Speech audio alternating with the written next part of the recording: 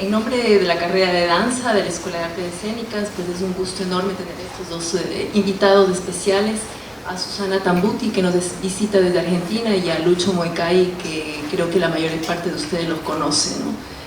Vamos a empezar, ellos van a empezar sus ponencias.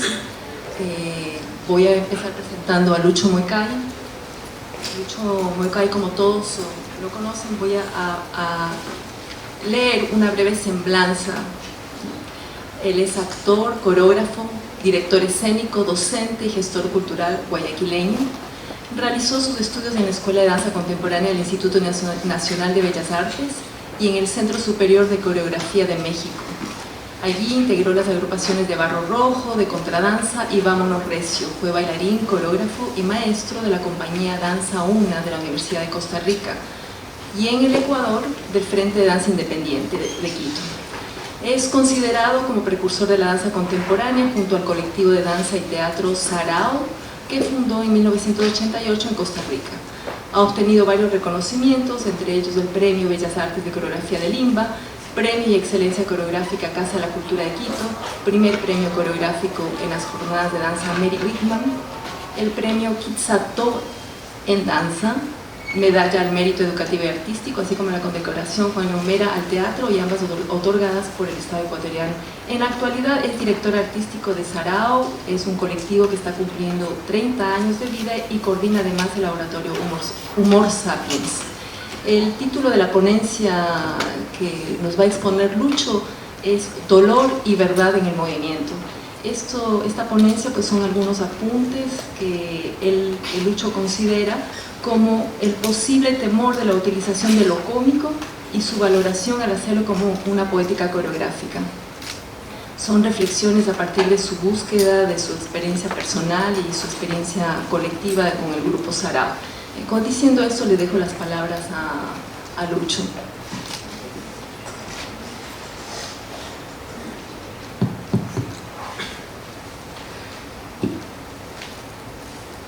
Muchas gracias. Bienvenida, Susana.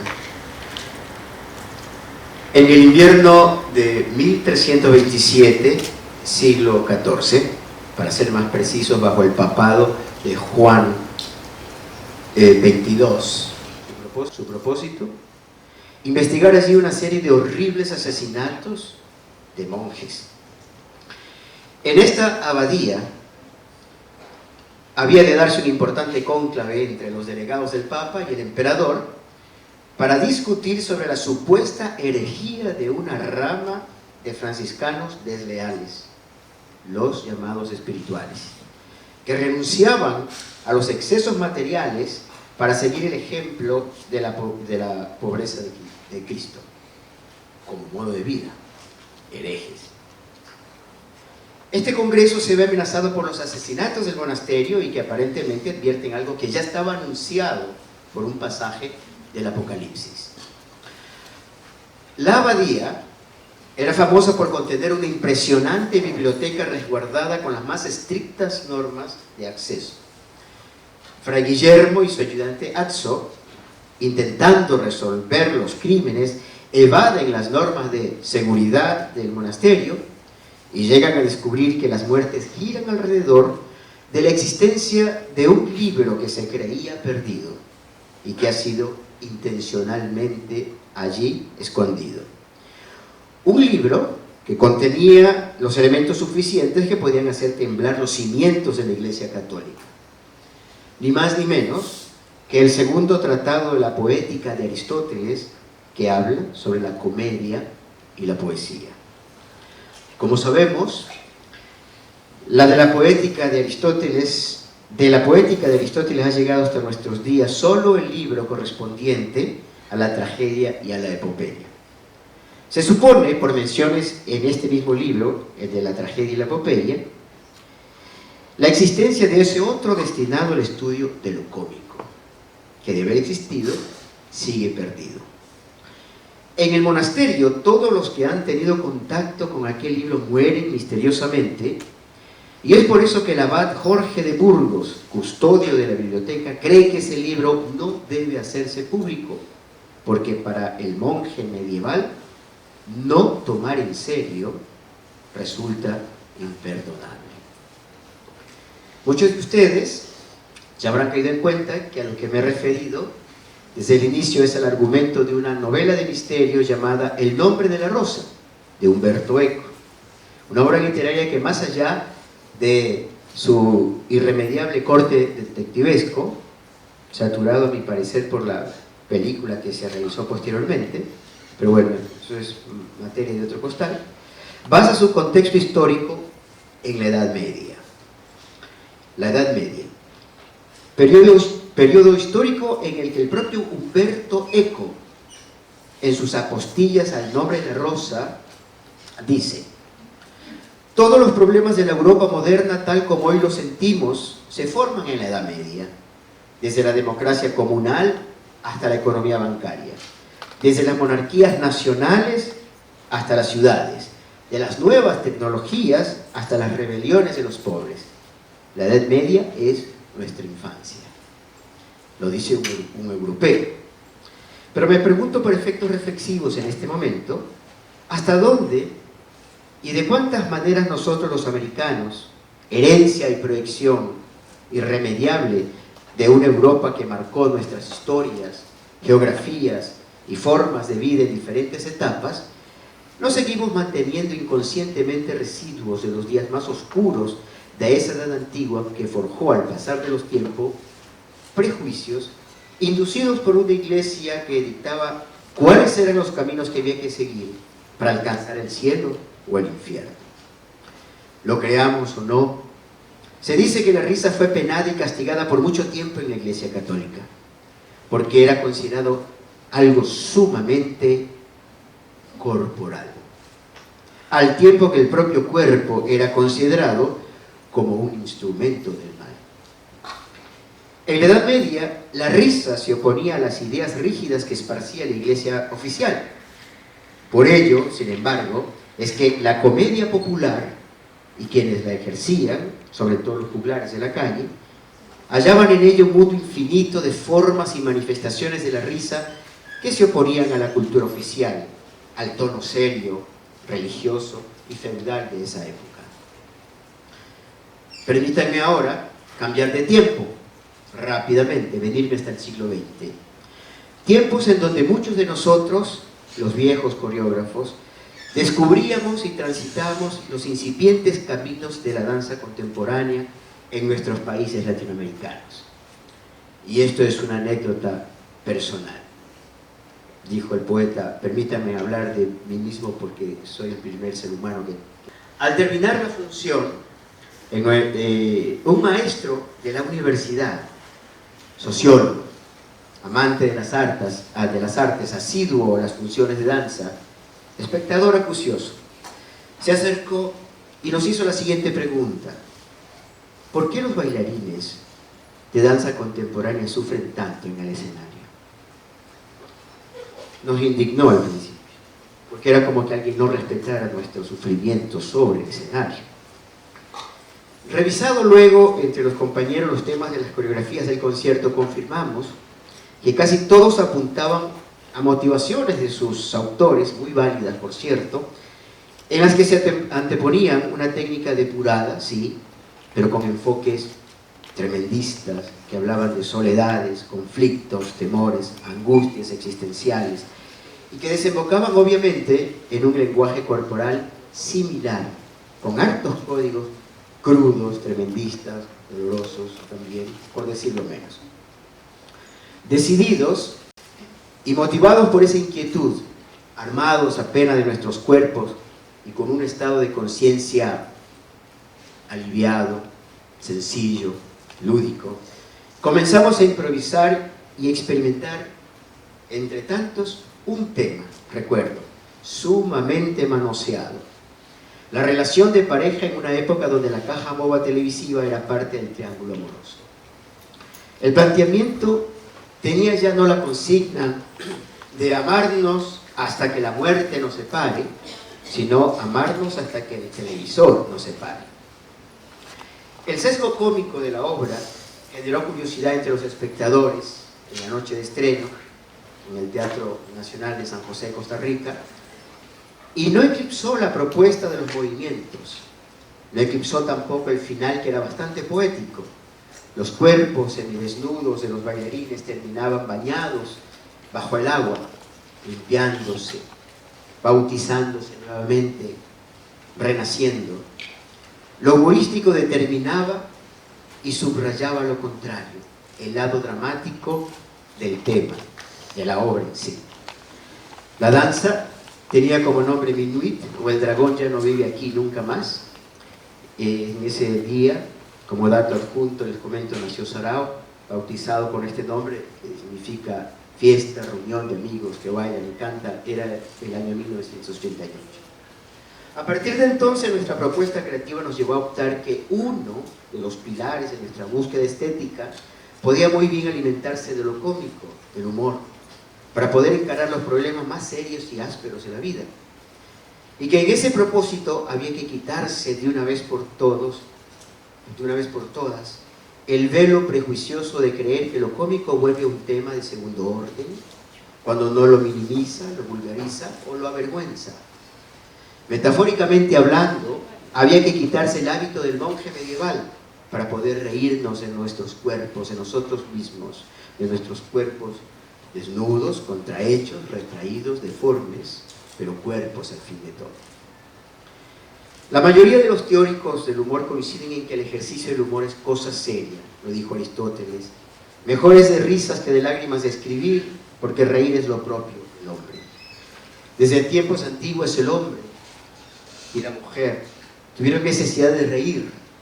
La gente ríe para enfrentar situaciones de tensión, para conjurar los miedos, para relacionarse con los demás y con el mundo, con una visión menos apocalíptica que la mirada trágica. Y más cuando lo que se propone es un modelo para la transformación de la organización humana, para reorganizarnos. Porque el humor quizás no resuelve las cosas liadas, pero sí las modifica temporalmente, las remueve, las hace ver desde otro ángulo y subvierte el orden, subvierte lo establecido. En este punto es importante saber que lo cómico y lo trágico conviven dialécticamente en nuestras vidas, en nuestras sociedades. Lo cómico es esencialmente humano. El humor es, junto al pensamiento, a la habilidad de transformación de la naturaleza, la capacidad de invención, la capacidad creativa, una de las características más evolucionadas del ser humano. Porque por un lado, involucra mecanismos propiamente humanos, mecanismos psicológicos, ¿por qué reímos? Y mecanismos sociales, ¿de qué nos reímos? Y porque por otro lado, lo cómico supone cierta transgresión de las normas, normas que están interiorizadas y varían según los grupos sociales, las épocas, los lugares, las personas. Tan serio es lo humorístico, tan serio, que quizá nos extrañemos saber que los dos pilares, las dos reglas para que exista el humor, son ni más ni menos que la verdad y el dolor. John Courthouse, en su libro Cómo orquestar una comedia, sintetiza: el humor funciona sobre un amplio espectro de grandes verdades, grandes dolores, pero también a nivel más íntimo de las verdades pequeñas y los pequeños dolores.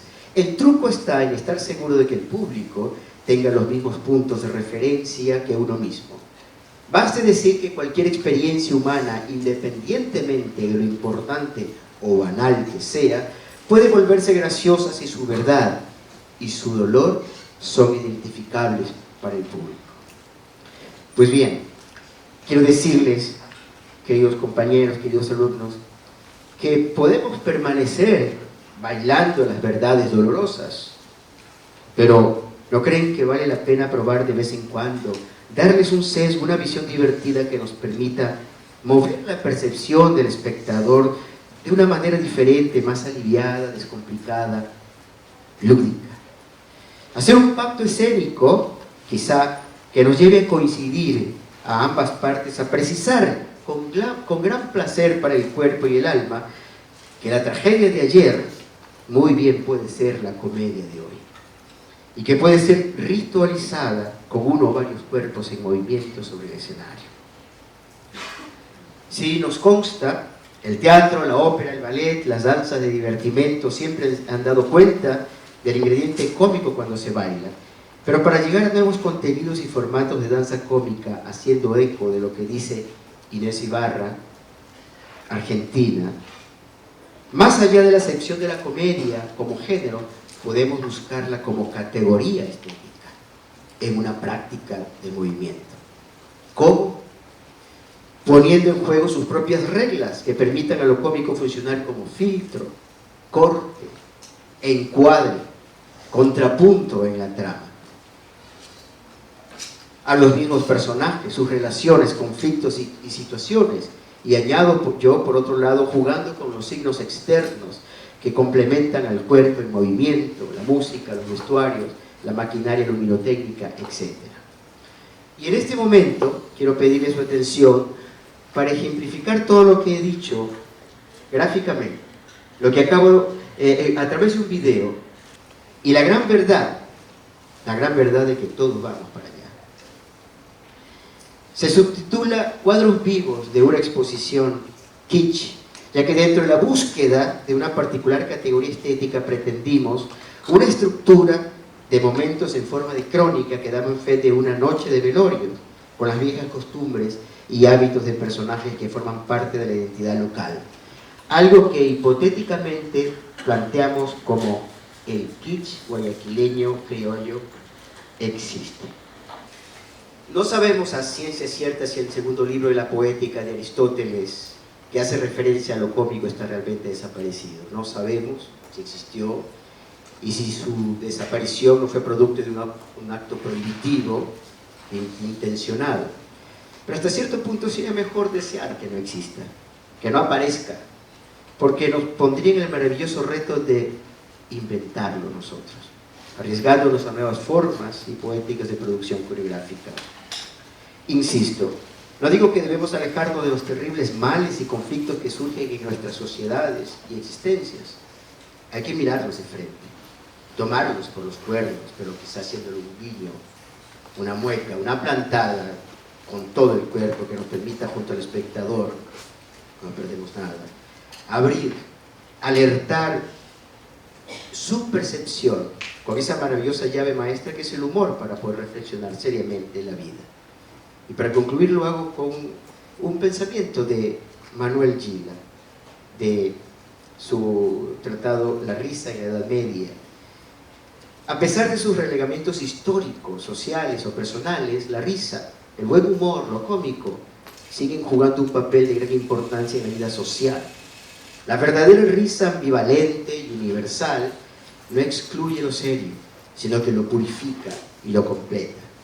Lo purifica de dogmatismos, de unilateralidades, de esclerosis, de fanatismos y espíritus categóricos, del miedo y la intimidación, del didactismo, de la ingenuidad y de las ilusiones, de la nefasta fijación a un único nivel, y sobre todo lo aleja del agotamiento. Muchas gracias por su tiempo.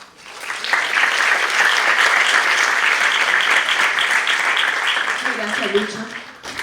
Evocar al humor para generar un pensamiento crítico. Vamos a continuar con nuestra siguiente exponente, Susana, nuestra querida Susana Tambuti, que viene desde Argentina. Voy a leer una semblanza corta de ella. Susana Tambuti es arquitecta, docente e investigadora, directora del Instituto de Investigación y de Especialización Nuevas Tendencias Contemporáneas de la Danza, profesora de Historia de la Danza en el Departamento Artes del Movimiento de la Universidad Nacional de las Artes y profesora en la Maestría de Performance y en el Departamento de Artes Dramáticos también de la UNA. Dirigió la sección académica de la Bienal Internacional de Performance, ediciones 2015, 2017 y actualmente la edición 2019. Es jurado de Becar Cultura del Ministerio de Cultura de la Nación Argentina. El título de su ponencia es Escena y Página. Y aquí aborda un tema bastante interesante y muy pertinente para nuestro ámbito universitario, en el cual estamos implicados todos, que tiene que ver con la articulación entre la teoría y la práctica. Es algo que prontamente nosotros como carrera estamos apenas en la mitad de la carrera, pero que ya se atisba en un futuro, en un par de años, es algo que pues, a todos los estudiantes les compete, las tesis, ¿no? Las tesis que les va a tocar hacer. Entonces, con esto les dejo a ustedes, a Susana.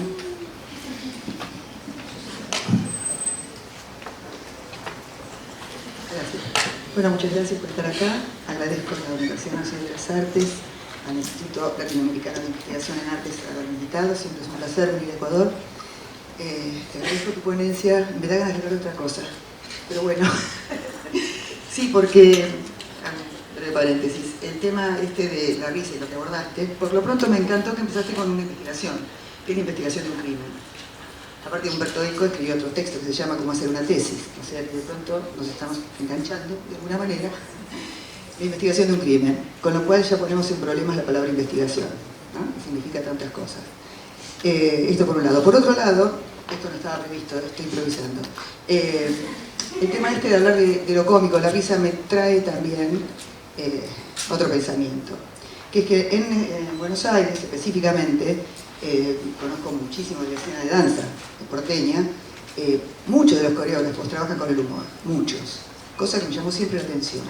Entonces esta idea, que tiene que ver bastante con el circo criollo, con nuestros antecedentes en el clown, y con alguien que estudie el archivo, digamos, el archivo, que está de moda también, habría que pensar un poco, cuando uno habla de Buenos Aires específicamente, está muy influenciado por toda el eurocentrismo, por también usar otra palabra. Entonces la pregunta sería, ¿de qué manera esta influencia que uno recibe y a la cual ya uno no le puede poner traba en este momento, se ve marcada por algo que proviene de nuestra propia historia teatral? Y ese algo tiene que ver con el humor, y tiene que ver con la manera de entender lo que podría ser una visión grotesca, ¿sí? Pero este es un tema aparte, que no era el tema de la ponencia, pero sí se puede enlazar con la palabra investigación. Quiero decir que para un artista, en este momento de la danza, investigar en por qué hace humor, cómo lo hace, qué quiere decir con humor, si estamos haciendo una parodia, una ironía, un chiste, qué es el humor, ¿sí? Esto sí me lleva a mi ponencia, que sería la investigación. O sea que detrás de toda práctica artística existe una investigación. De hecho, acá el compañero habló de esa investigación que hacen los monjes con el crimen de Guillermo de Bakersfield, ubicó su trabajo dentro de esta especie de mirada que hizo también una época en donde se van creando, a finales del periodo medieval, principio del Renacimiento, las universidades, ¿no? Estas instituciones en las cuales estamos trabajando. Y para copiarme de él también, porque también la copia es una cuestión interesante de investigar en las prácticas artísticas, la copia tiene que ver con la cita, tiene que ver a veces llamada homenaje, a veces llamada influencia. O sea, para copiarme un poco, la quiero romper con esta cita. A ver si saben de quién es. En mi opinión, investigar no quiere decir nada en pintura. Ya les doy el dato, investiguen quién es. La cosa es encontrar. Entre los varios pecados que se me adjudican, ninguno es tan falso como decir que tengo por objetivo principal en mi trabajo el espíritu de investigar. Cuando pinto, o sea que es un pintor, ¿no? Mi objetivo es mostrar lo que he encontrado y no lo que estuve buscando. En el arte, las intenciones no son suficientes. Y como decimos en español, es español, el amor se prueba con hechos y no con explicaciones. ¿Quién lo dijo? Es español, es un pintor. Tengo un premio que es un lavarropas. ¿Quién lo dijo? Es Picasso. O sea que acá de pronto tenemos un juego entre la palabra investigar y la palabra descubrir. Con lo cual ningún término va a estar fijo en un lugar, sino que los términos, lamentablemente para nosotros, se mueven. Y como acá justamente está hablando con Talía, los anteojos estos, que no son los de investigar, que son de transmisión. Tengo que poner estos, pero si no veo nada. No, voy a tirar otra, que también esta me va a dar un rating muy grande acá con ustedes. Es lo que estoy buscando, en realidad. Esperen un poquito que ya la encuentro, que tiene que ver también con los términos, ¿sí? A ver. Bueno, después ya la voy a encontrar. Tiene que ver con Alicia en el País de las Maravillas. Alicia frente al espejo. Que es de ahí. Ya la voy a encontrar. Bien, entonces, volviendo al tema de la ponencia, Me voy a referir específicamente a aquellas tesis finales que tienen por objeto la creación artística, o sea, la práctica artística, dentro del ámbito de la danza y dentro de los espacios institucionales universitarios. Aclaro esto para decirles que voy a hablar de las tesis que se refieren a la danza, porque yo creo que uno habla de artes, pero cada arte tiene su medium expresivo y tiene sus formatos. Entonces, posiblemente, a lo mejor este formato para otro arte, no sé si le cuadra o no.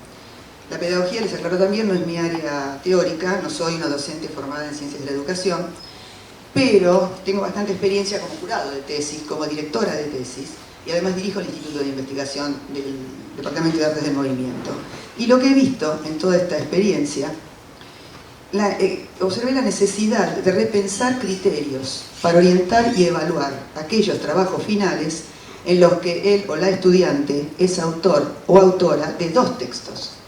Uno escénico y otro escrito. Por eso por ahí, si hubiera sabido de antes, se llamaba argüenencia cuerpo y página, quizás. Pero antes de entrar en el tema, quisiera destacar que, a diferencia de la tradición europeo continental, ojo, no hay en América Latina un espacio común de educación superior, ni tampoco hay una relación entre los sistemas nacionales de títulos y grados. Es decir, no existe un macroproyecto de integración en América Latina y existen diferencias de tipo micro en cuanto a los modelos educativos, a las estructuras de grado, a las prácticas académicas y pedagógicas. O sea que en vez de orientarse a una mayor homogeneidad institucional, los sistemas nacionales de educación superior se encuentran sujetos en América Latina a fuertes tendencias centrífugas, de diversificación de sus formas y variación en cuanto a sus principios organizativos, de presión competitiva y, por el contrario, baja capacidad asociativa y de cooperación. Esto no lo digo yo, sino que lo dice Alberto Bialakowski, que es un sociólogo, docente de nuestra Universidad de Buenos Aires y estudioso justamente de las planificaciones universitarias. Otro estudioso del tema, que es Brunner, dice: todo esto se expresa en la falta de tipologías institucionales compartidas y en la ausencia, incluso de criterios de comparación aceptados como válidos. Entonces, dadas las diferencias de desarrollo, modelos y prácticas educativas actuales entre los sistemas educativos latinoamericanos, soy consciente de la diversidad existente entre los sistemas de educación superior regionales, como así también las asimetrías de tipo intrarregional, que posiblemente impidan establecer un marco común de referencia que abarque la totalidad de las tesis basadas en las prácticas artísticas. Pero sin embargo, me arriesgo a señalar la existencia de algo que nos acerca. Desde fines del siglo pasado es común, ya es un lugar común, hablar del arte contemporáneo en términos de reflexión e investigación. Paradigma en el que se sustentan las carreras de estudio superior, independientemente de los diferentes formatos creativos y del grado universitario en el que se inscriban. Esto lo digo porque a lo mejor los problemas que tenemos nosotros en nuestra universidad con respecto a las tesis basadas en las prácticas artísticas, quién sabe, ustedes no los tienen ni los tendrán. Esta es una universidad joven en donde tienen la libertad de poder crear otro tipo de coordenadas también. Pero sí, creo que no se nos van a zafar de esta, lo siento. Que cuando la universidad cree que pasa el tiempo, cada vez se vuelve el tema más acuciante, el tema de lo académico. ¿Sí? Así que yo no quiero ser pájaro de mal agüero, pero me parece que se van a tener que enfrentar con esta situación. Entonces, en Argentina, justamente, este debate se instaló ¿cuándo? Cuando aparece la idea que entonces el arte es investigación. A Leonardo da Vinci nadie le discutiría de que es un investigador, ¿cierto? Entonces nadie le iría a preguntar a Leonardo da Vinci, bueno, ¿cuál es tu pregunta de investigación? Y no sé, que el hombre quiere volar, qué sé yo, bueno. Entonces, quiero decir que si ustedes estudian, nombro a Leonardo da Vinci, pues conocido por todos, un amigo. Entonces, como es un amigo, me parece un buen ejemplo. Pero bien, ahora pareciera que esto toma otras características, ¿cierto? En Argentina este debate se instaló cuando las escuelas de arte autónomas y los conservatorios de música, teatro y danza quedaron incluidos en las universidades. En ese momento surgieron los retos teóricos acerca de la diferencia existente entre los paradigmas que guían la práctica artística y los procesos y metodologías investigativos tradicionales, con todos sus procedimientos, los estándares académicos y los marcos regulatorios.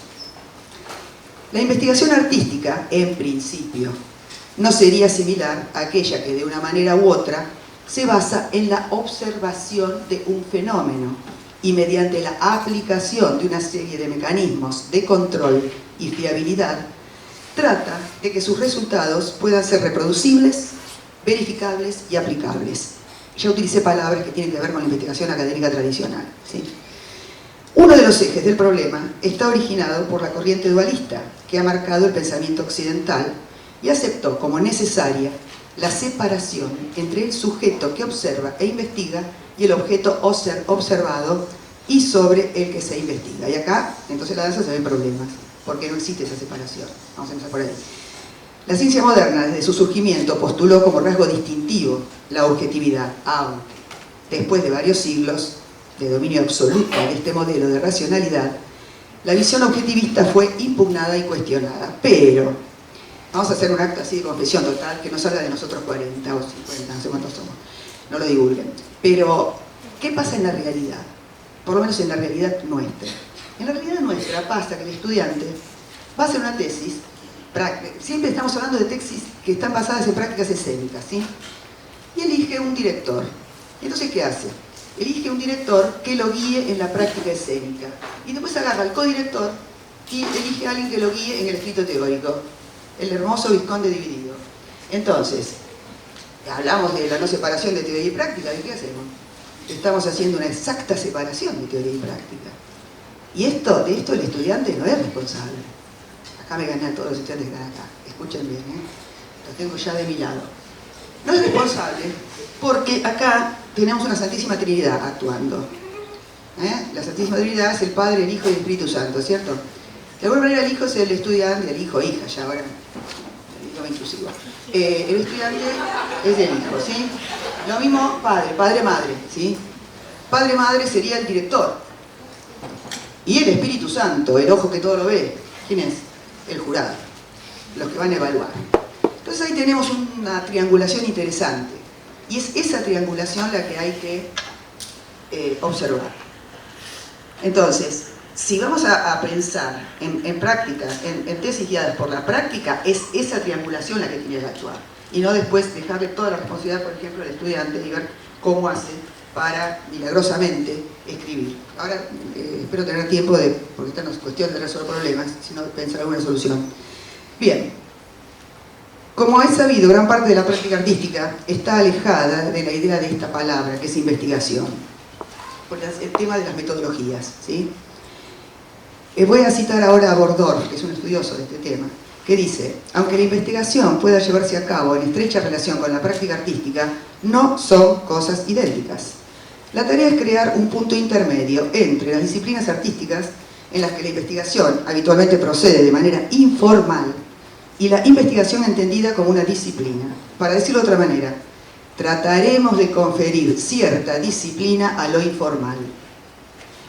Y ustedes saben que cuando hablamos de investigación se han puesto a jugar todas las preposiciones del lenguaje, ¿sí? Investigación en artes, investigación sobre artes, investigación a través de las artes, investigación para el arte. Podemos seguir, ¿eh? Me encanta esta. Investigación versus el arte, esta me encantó. Entonces, de alguna manera, todas estas proposiciones están tratando de enlazar dos términos que son problemáticos. Estos, investigación y artístico. Entonces, ¿por qué son problemáticos?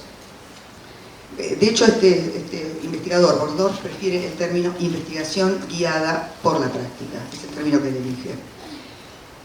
En principio, en esta relación, de alguna manera, para que esa práctica artística tenga validez, en la academia se le exige el discurso teórico, ¿sí?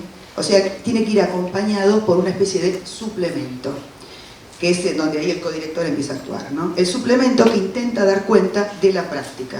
Quiere decir que hay una cuestión como explicativa, diría yo, o bien el estudiante en un rato así inspirado empieza a citar a toda la filosofía francesa, más o menos, para justificar de pronto una práctica que hizo y que nos encontramos con escritos que van desde Foucault hasta Derrida, hasta, qué sé yo, Derrida hasta, no sé, paseando por todo lo que el estudiante pudo nombrar. Entonces, evidentemente estamos ante un problema, ¿cierto?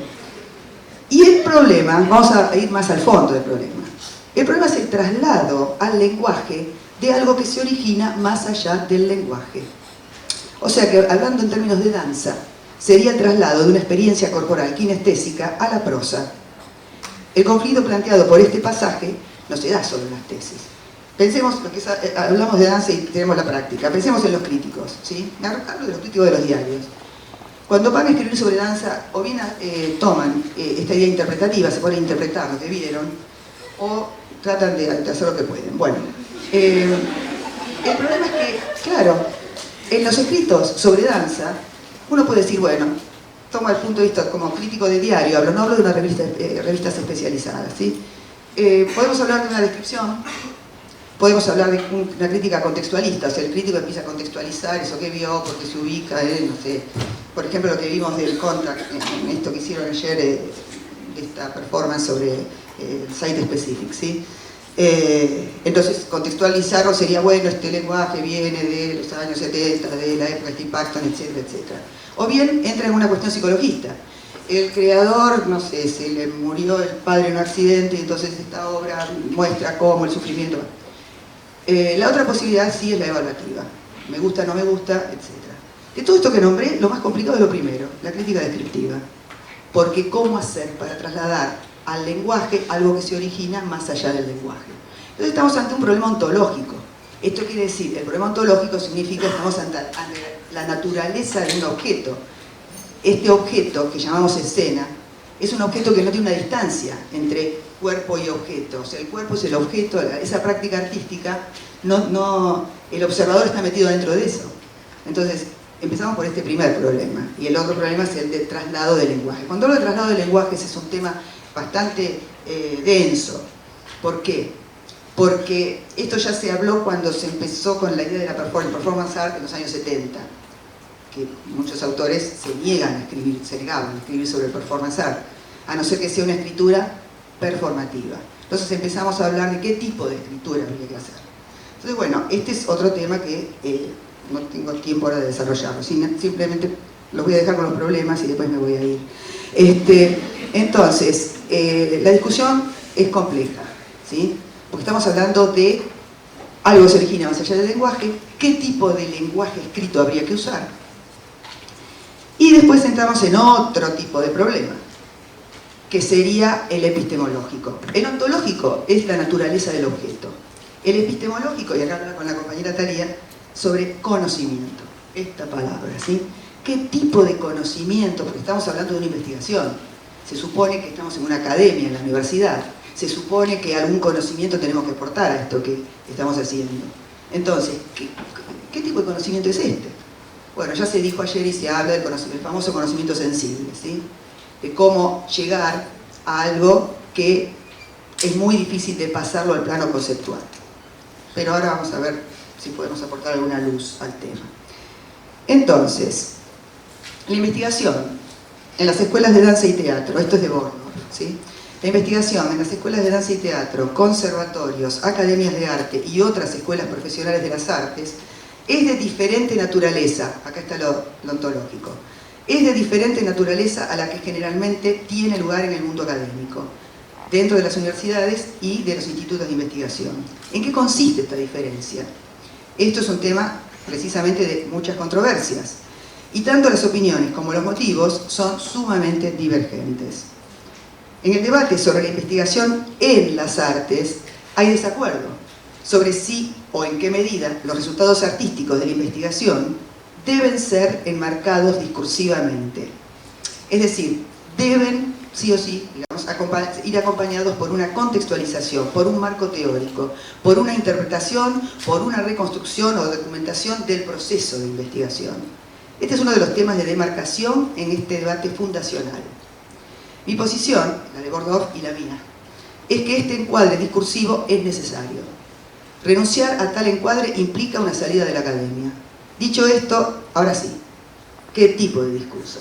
Las formas discursivas del encuadre pueden ser muy variadas. Y ahí viene entonces sí el tema de la página.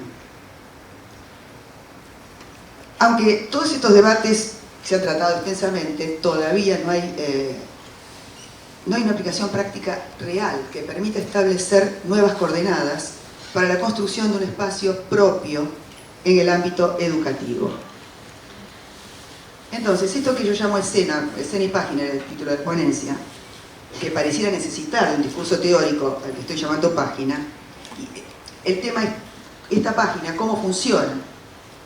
Pareciera ser que la función hasta acá es justificar, fundamentar y ejercer una defensa académica, que pareciera que si no, no se puede defender por sí solo, la práctica artística. Entonces estamos en un tipo de tesis que se presenta como un jano bifronte, es decir, son tesis con dos rostros, pero los dos rostros miran cada uno para un lado opuesto. Por un lado está el trabajo artístico y por el otro lado el discurso teórico. Estos dos rostros se ponen en acto en esta elección del director y el codirector, que dirigen cosas aparentemente diferentes. Entonces acá podríamos pensar, pensando de nuevo todo el tema, si no podemos hablar de dos fases cognitivas diferentes, ¿sí?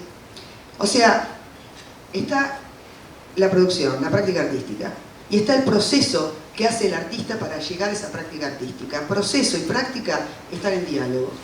Quiere decir que se alimentan mutuamente. Pero las características de ese proceso son, aporta conocimiento, pero es un conocimiento irreflexivo en un punto, no, irreflexivo no diría, no sistemático mejor, no sistemático y aconceptual. Entonces la forma de traslado a la página, yo creo, ¿no? Esto lo estoy inventando, no ahora, sino lo vengo inventando hace rato, son las famosas notas de artista, son el cuaderno de un artista. Yo no sé si ustedes tuvieron acceso a cuadernos de artistas. Por ejemplo, el cuaderno de la Ribot, cuando creó Still Distinguished, o el cuaderno de Ana Teresa Kersmaeker, cuando crea todas las obras para rosas. ¿Cómo son los cuadernos de los artistas? Entonces, esos cuadernos, el artista no empieza por la pregunta inicial, ¿sí? Porque las preguntas a las cuales esa obra va a responder van a ir surgiendo dentro del proceso. Entonces ya el procedimiento es distinto. Entonces, por ahí sería interesante pensar en un traslado a la página en dos instancias. Yo puse dos momentos. Es complicado hablar en estos términos porque pareciera que son dos momentos diferentes. Y yo creo en la absoluta relación y unidad entre la práctica artística, ese primer momento del proceso, ese primer momento cognitivo a conceptual. ¿Me siguen? ¿Sí? Lo siento, tengo poco tiempo, tengo que hablar más rápido. Entonces, ¿estoy bien? Ah, bueno. Ese proceso aconceptual, entonces voy a más lento, en donde por ahí el traslado a la página también es una creación y también es un traslado creativo y no es a posteriori, sino es todo eso que uno va escribiendo y que va pensando, hoy me encontré con esta foto dentro de un cajón. Mira vos, es la foto de mis abuelos cuando llegaron a Buenos Aires. Y ahí aparece algo que no sabemos bien qué es. Ahora recuerdo una canción, ay, esta canción, ahora que me acuerdo, pasa tal cosa. Se empieza a armar ahí, a construir un mundo. ¿Sí? A construir un mundo que tiene que ver con el orden de lo sensible. Entonces, ese primer momento, esa página, también es un proceso cognitivo, como acá señaló el compañero cuando hablaba y citaba a Umberto Eco, ¿sí? Y citaba, a lo mejor, algo que después todavía no está en esa imagen que vimos, pero es la investigación de un crimen. Es interesante este asunto. Entonces, estas cuestiones, estas ideas que van apareciendo, estas notas, estos garabatos, estos dibujos, son justamente una especie de preescritura. No soy experta en escritura, me encantaría hacerlo, pero intuyo que esa preescritura tiene formatos distintos, ¿sí? Ahora bien, esto es un primer momento y me juego ahí, pongo, ¿sí? Apuesto la ficha cognitiva de ese proceso, ¿sí? Y ese proceso lo vive el autor. Y es un proceso que lo enriquece, ¿sí? Y es un proceso en donde justamente aparece este incremento en el campo de su conocimiento. Vamos a improvisar. Bueno, esto pareciera contra, sigo para hacer el mismo ejemplo. Fíjate, vamos a ver qué pasa con esto en los 70 y qué pasa hoy. Entonces, bueno, ahí empieza un desarrollo distinto. Bien, cuando esa práctica artística está finalizada, que nunca está finalizada, ¿sí? Siempre está abierta a distintas visiones e interpretaciones que la enriquecen, pero vamos a utilizarlo como finalizada. Ahí sí, de pronto el autor puede tener una mirada y puede establecer una distancia estética, quise decir una distancia teórica, ¿sí? Esa distancia teórica, ahí sí que aparece otro proceso cognitivo, que sí es reflexivo y sí es conceptual. y sí es pensar, por ejemplo, en qué pasa con el humor en nuestras expresiones artísticas, qué pasó con este manuscrito perdido de Aristóteles. O sea, empieza uno a pensar y a reflexionar sobre el proceso tal como se desarrolló y sobre esa práctica artística. Entonces quizá este formato de tesis al cual estoy aludiendo incluye dos momentos. Los dos momentos son dos momentos que amplían el conocimiento. Yo creo que el primer momento es más del autor y posiblemente el segundo momento, esa mirada sobre lo hecho, abre un proceso de interpretación, o sea, un proceso de una semiosis abierta, o sea, que puede abrir al que lo ve distintas lecturas. Por eso no me gusta la palabra conclusión. Cuando vamos a ese segundo escrito, yo me alejo de la palabra conclusión, porque la conclusión tiene algo de cerrado. Me gusta más palabras finales. Por ahora son estas palabras, quiere decir, por ahora, en este segundo momento de mi tesis, pienso esto. Lo que no quiere decir, y posiblemente les ha pasado con obras de ustedes, que vista una obra que uno hizo hace 3 años atrás, le mira, le ve otras cosas, descubre otras cosas. Entonces, creo que el tema de las tesis, y eso se van a ver enfrentados con esto muchos de ustedes en breve, plantea la necesidad de crear nuevas coordenadas, ¿sí? Pero yo creo que esas nuevas coordenadas tienen que ver con, sí, con una forma de conocimiento que es propia de la, voy a usar la palabra, investigación artística. Bueno, para terminar quería citarles nada más el escrito de una... Y me falta dejar tirante a ver si lo encuentro. Lo que escribe una coreógrafa sobre su cuaderno de notas. Dice lo siguiente. Bueno, este es un recuerdo que tengo. Le preguntan, esto viene que le están preguntando a la coreógrafa cómo era su cuaderno de notas, qué pensó cuando estaba haciendo su obra. ¿Sí? La obra creo que se llama Ascensor, o tiene que ver con un ascensor. Ah, la obra sucede adentro de un ascensor. Ella dice, una vez hice la coreografía y actué en una pieza llamada Lift Link. La ubiqué en un ascensor y recuerdo haber comprado un cuaderno largo, fino y espiralado, como si fuera un ascensor el cuaderno, el formato, para usar en el proceso de diseño. Tenía la forma del hueco del ascensor. No tengo idea dónde está el cuaderno, pero sé que existió. Incluso puedo recordar físicamente estar escribiendo y dibujando en ese cuaderno. Es interesante que haya dicho físicamente. Mis dedos recuerdan la textura cremosa y espesa del papel, la extrema estrechez que hacía que las frases largas fueran poco prácticas. Entonces me forcé a hacer notas cortas y los dibujos viajaban por la página de arriba hacia abajo, como en un ascensor. Me parece interesante como idea de registro, ¿sí?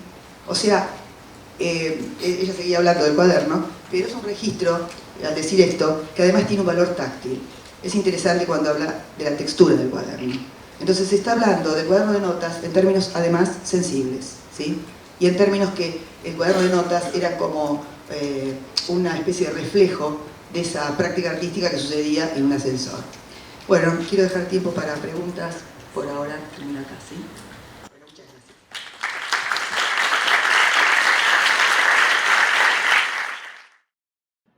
La educación pública y de calidad en artes es un derecho.